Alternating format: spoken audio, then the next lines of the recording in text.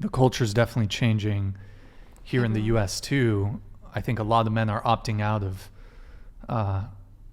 wanting serious relationships, wanting a family, because men see the bigger picture. We see the divorce rate.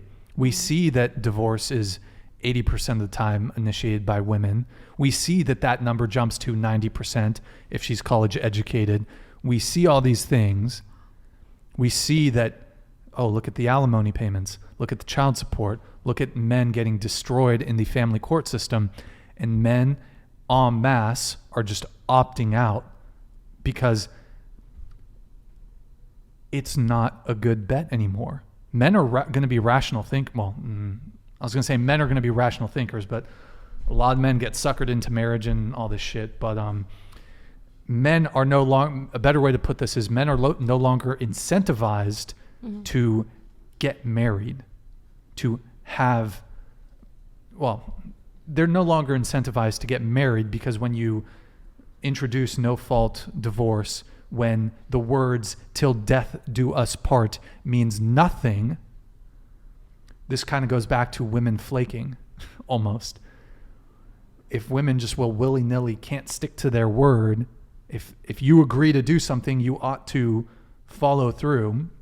Look, sometimes legitimate excuses come up, although I think that's rare.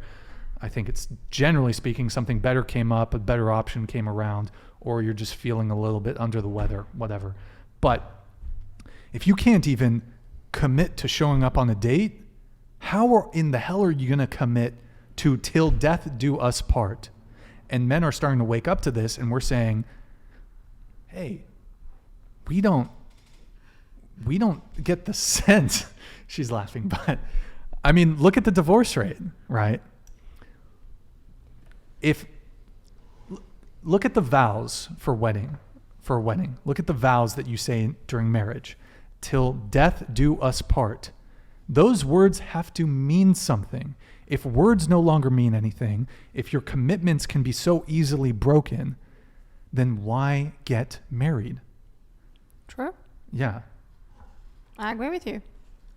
I think it's changing for everyone too. I know a lot of women are thinking the same thing, where a lot of women don't want children. A lot of women don't want to have baby or get married and all that. So I think it's just not just men, but I think everyone's kind of realizing like, oh, this is nothing. Well, I mean, I'm a pragmatist, but idealistically, society functions best when children are raised in a two-parent household and there aren't divorces and partners stay together. But we have, I mean, the majority, I don't know if it's a majority now, but most people, I don't know if it's a majority yet, but a substantial portion of people are being raised in single parent households. Yes. Typically single mother households. And that can work, but you put yourself at a statistical disadvantage. You put your children at a statistical disadvantage. It's much better to have a two-parent household. So, Agreed. Yeah.